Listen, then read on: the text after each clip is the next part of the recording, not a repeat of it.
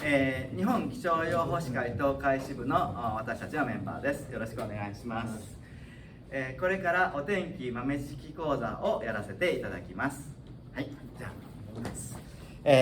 あ、お天気豆知識講座のテーマは台風ということでやらせていただきます。クイズ形式でやりますので、皆さんクイズ5問出しますので、ぜひ全問正解を目指して頑張ってください。はい、じゃあ早速第1問をやります。はい、第1問。台風が生まれるのはどこでしょうということで、これは2択です。A、南の海。B、北の海。日本の南の方か、日本の北の方か、どちらで生まれるか選んでください。そうですね、選んだらどっか自分はどれを選んだか紙に書いておくといいかなと思います。はい、選びましたかね。はい、じゃあもうすぐ正解言いますよ。はい、じゃあ正解ははい、南の海ですね。どうでしたか？合ってましたか？はい、台風は赤道近くの暖かい南の海で生まれます。はい、地図で言いますと、はい、これ日本の地図がありまして、ここ赤道、大きな海、太平洋という大きな海がありますが、日本の南の赤道よりちょっと北の方、この辺で生まれます。地図だと分かりにくいので、ちょっと地球を用意しましたので、はい、これで見てみましょう。これ地球儀ですけれども、分かりますかね。ここに日本があるんですけども、日本のこの南、ここが赤道です。はい、の太平洋、この辺りですね。で、生まれるということです。はい、そして、はい、暖かい南の海で発生した雲は、どんどん発達して入道雲、積乱雲の渦を作りました。そしてこれがさらに発達すると熱帯低気圧というのになります。台風は低気圧の仲間なんですね。南の海の暑いところで生まれますので熱帯低気圧と言います。そしてそれがどんどん大きくなって強くなって風の強さが 17.2 メートル以上、ちょっと半端な数ですけども 17.2 メートル以上になると台風という名前になって台風1号、台風2号というふうに呼ばれるようになります。はい、それでは第2問いきますよ。第2問は雲の画像を当ててもらいます。 ABC3 つの気象衛星から撮った雲の写真があります。台風の写真はどれでしょうということで、今から拡大してみせますので、考えてください。まず A の雲はこれです。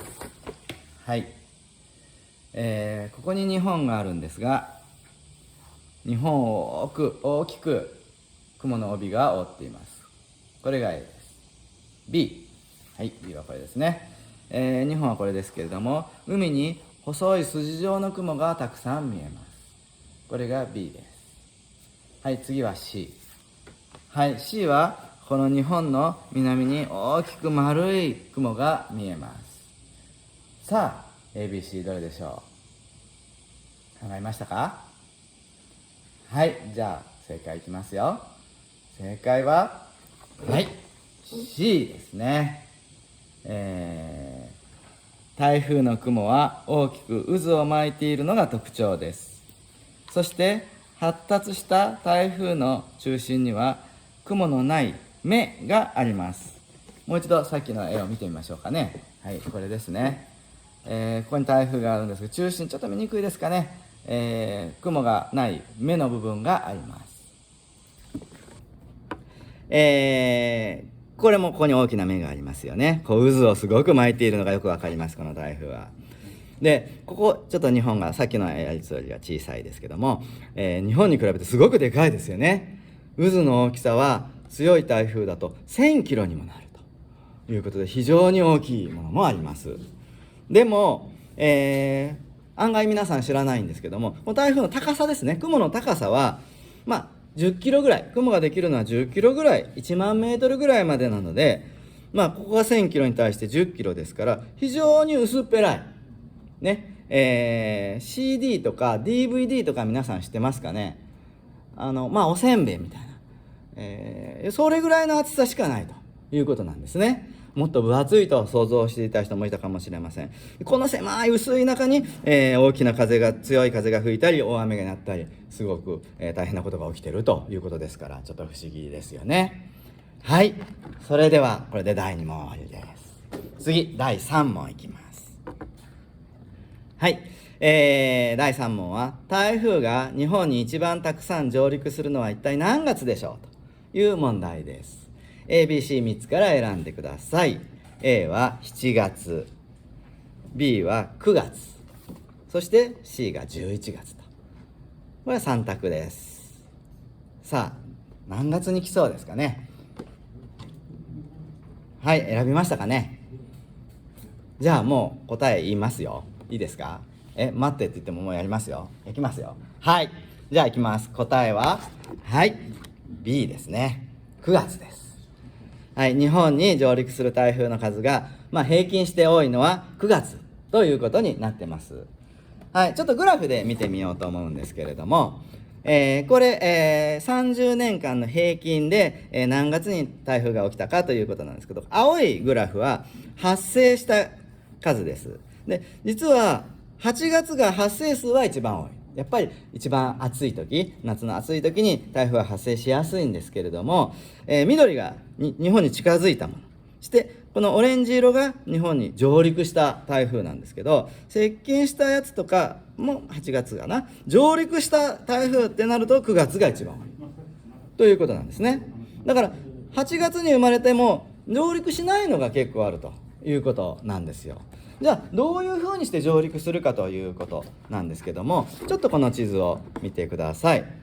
はい、最初に出てきました台風の生まれるのはこの南の海なんですけども、そこから台風はまっすぐ日本に来るわけじゃなくて、ぐるーっとこう回りながら来るんですね。で、なんでかっていうと、ここ太平洋に夏はすごく大きな高気圧があって、夏の7月8月は日本をこう覆っちゃうんですね。そして台風は低気圧ですから高気圧の中を通れません。高気圧の周りを回って、日本に近づいてくるので、6月は太平洋が高気圧が弱いですから日本に来る手前で曲がってしまうと。で、7月8月はすごく広がりますので日本に近づけずに中国とか、韓国朝鮮の方へ行ってしまうと。で、9月になりますと太平洋高気圧が少し弱まってきてちょうど日本の辺りへ来る。そしてさらに上空に偏西風という強い西風が吹いていまして、これが夏の間はもっと北の方にあったのが少しずつ南へ下がってきまして、ちょうど日本の上を通るようになると最後その偏西風に流されて日本の真上を通っていくということで9月に上陸するものが多いという仕組みになってるんですね。はい、また今度台風が発生した時、進路予想とか天気予報でやると思いますので見てもらうといいんじゃないかなと思います。はい、それじゃあ第4問です。どんどんいきますよ。はい、台風が来た時にいろいろな警報が出るのを皆さん知っていますかね。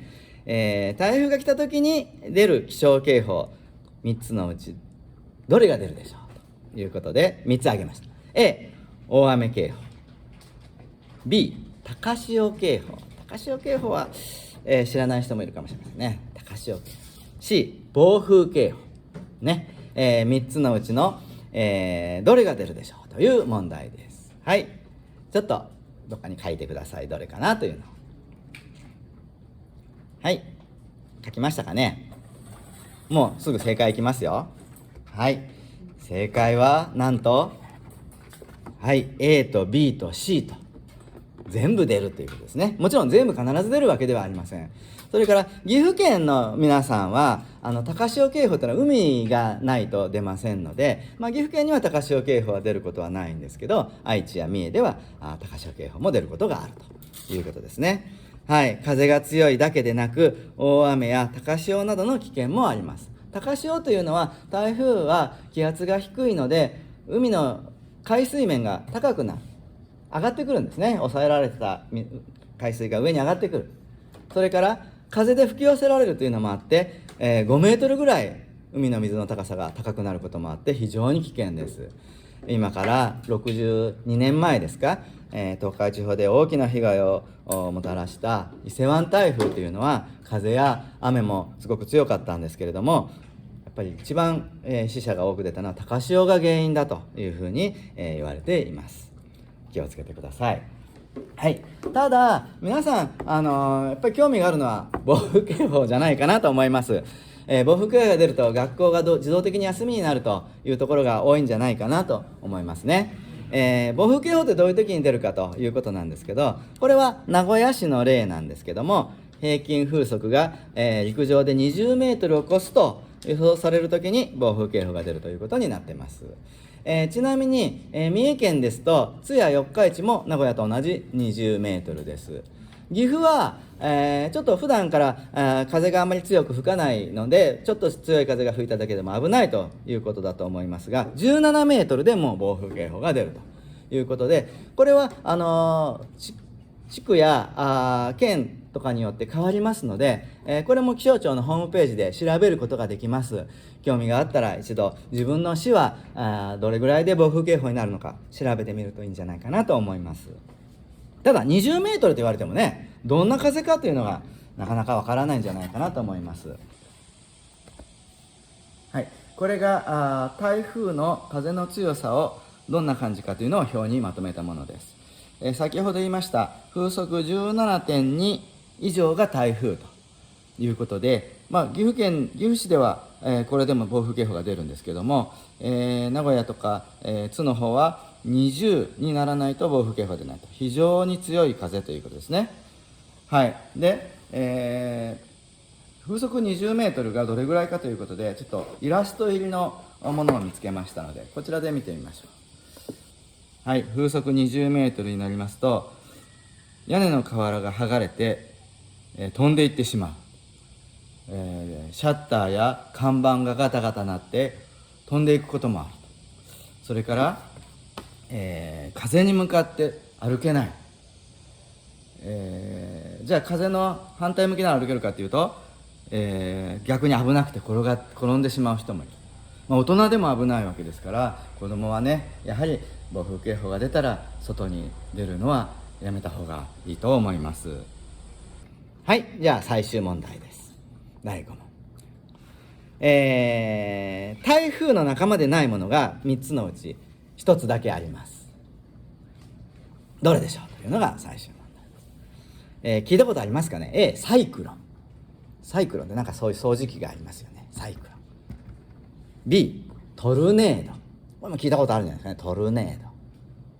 C、ハリケーン。さあ3つのうち2つは台風の仲間なんですけど、1つだけ台風の仲間でないものがあります。どれでしょう。はい、選んでください。ちょっと難しいですかね。周りのお父さんお母さんお兄さんに聞いてもいいですよ。はい、書きましたか。選びましたか。じゃあ正解いきますね。はい、正解は実は B のトルネードというのは台風の仲間ではないんです。トルネードというのは日本語に直しますと竜巻ということなんですね。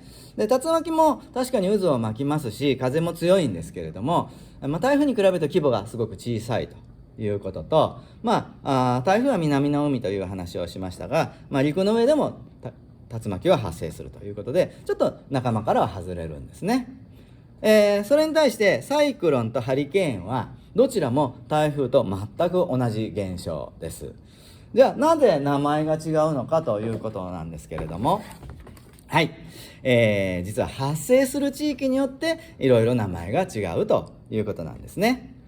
で、台風は英語で台風というんですけども、台風は、さっき言いました太平洋の北が半分で、起きるということで、またちょっと地球で見せましょうかね。はい、ここ、日本の周り、ここの下ですね。ここで起きるのが台風ですね。それから、サイクロンというのね。サイクロンはインド洋ってわかりますかね。ここに日本がここで、こちらにインドのっていう国がありますね。インドの周りの海をインド洋という海があるんですけど、このインド洋で起きるものを、あるいは太平洋の南側、このオーストラリアの周りで起きるものがサイクロンという名前になっています。そして、この太平洋のアメリカより、東半分、それから大西洋、全体的にアメリカの周りで起きる台風の仲間をハリケーンと呼んでいるということで名前が違うんですね。はい。ですから、全部同じ仲間です。実はサイクロンやハリケーンは台風よりも発生、台風は 17.2 だったんですけど、サイクロンハリケーンになる基準って非常に高くて、台風の倍ぐらいの強さにならないと、熱帯低気圧から名前が変わらないということで、アメリカでよくハリケーンの被害なんていうニュースもあるんですけど、かなり強いものが来ているというふうに、見てもらうといいんじゃないかなと思います。はい、はい、最後に、サイクロンの衛星画像をちょっと持ってきました。これは南半球のオーストラリアの近くに発生した巨大サイクロンです。やっぱり台風と同じように渦を巻いていて目があります。仲間だということがよくわかりますね。ただこのサイクロン、台風と一つ大きな違いがあるんだけど、気がついた人いますかね。先ほどの台風の絵と比べてみましょうか。こちらが台風ですよ。台風はこう中心に向かってだんだん左巻きに渦を巻いているんですね。だけどサイクロンは右巻きに渦を巻いています。実は南半球にできる台風の仲間は右巻きになって、北半球だと左巻きになって逆になるんですね。はい、この辺も調べてみる、どうしてそうなのか調べてみると自由研究の課題になったりするんじゃないですかね。ぜひ調べてみてください。もう一度じゃあご挨拶しますね。はい、日本気象予報士会の台風についての豆知識講座をこれで終わります。どうもありがとうございました。